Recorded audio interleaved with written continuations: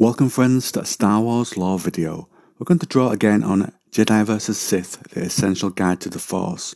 And we're going to look at 4 types of lightsaber. We're going to look at the early ones that were made. We're going to look at training lightsabers. We're going to look at improvised lightsabers. And we're going to look at lightsabers that were made to be waterproof. Wonder how some of that happened? Friends, let's find out. Now, we know through information passed down in holocrons, early lightsabers were essentially crude. They were derived from an experimental frozen blaster tech that could create an energy beam of a certain length. Now these were made for, at the time, siege warfare, and they were barely portable because the energy they needed was very high, and it meant that a cable had to connect a lightsaber's handle to a power pack, really limiting how they could be used and welded. Over time, technology allowed those parts to be miniaturized and to fit into a single handle that then gave birth to the later types of lightsabers, where it's literally just in the handle and it can be lit up from there. Now, like in our world, where you wouldn't just give a sharp-edged sword to somebody to fight with, but you'd give them something where it was blunt. If you were giving someone a bow and arrow, you might give them one with a blunt end in it, so it couldn't actually hurt anyone, because you need to practice without actually hurting or ending the lives of your opponents. You need to learn. Just as there is that role in our world, there are also training lightsabers, though they are considered to be very dangerous still. And if you're particularly inexperienced, you could still injure others. Now, the idea behind them is that the lightsabers don't focus their energy enough for them to be lethal, that they would not cut enough to deeply hurt somebody. Now, this arose during the Battle of Ruusan. There, the Jedi Order sustained deep losses, and so they developed training lightsabers for Padawan to use. Some are lost to the Jedi Purge, but a few have managed to slip through. Now, a standard lightsaber can still be used for training, but it must be fitted with a control device that adjusts the blade's energy. Now, things like this weren't available during the rise of Luke's Jedi Academy on Yavin 4. Instead, they used what we would use, padded wooden practice swords, and they were instructed by Kam Salusa. One such student became known as Corran Horn, and he also had a hand in developing the training program.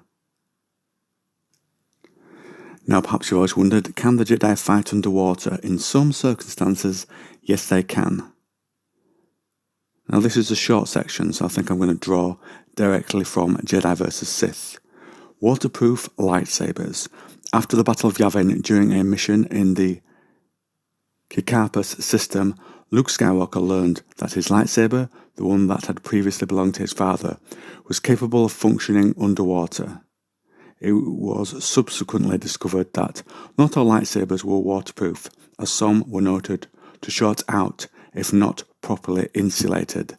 The Jedi Kit Fisto, an amphibious native of Glee Anselm, and a member of the Jedi Council during the Clone Wars, recorded information about his lightsaber in this light.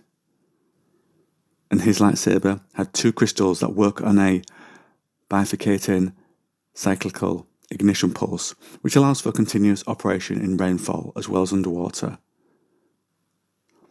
Now, if you examine various historic lightsabers closer, it can be suggested that Kit's innovation was widely adopted by the Jedi Knights during the Clone Wars, in which Jedi saw combat on the waterworlds Kamino and Mon Calamari and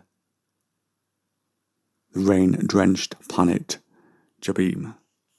And now we're going to look at a few examples where lightsabers have been constructed and can be considered improvised. A Jedi, Corran Horn, acquired a lightsaber after he had infiltrated a pirate gang, and he was able to craft this from various salvaged parts, including exotic gems, a diamond, an emerald, and a Durin fire jewel that had decorated an old bottle of Sarafarine brandy. Then a dynamic laser feed line from a broken laser cannon, and a throttle assembly and handlebar tube from a junked speed biker were used to complete the ad hoc saber.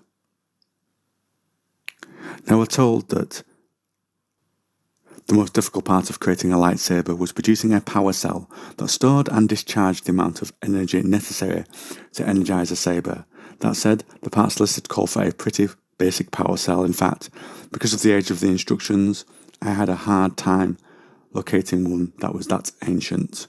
And just to add context here, that little bit is from a Jedi acting on instructions about making a lightsaber in such a situation from his grandfather.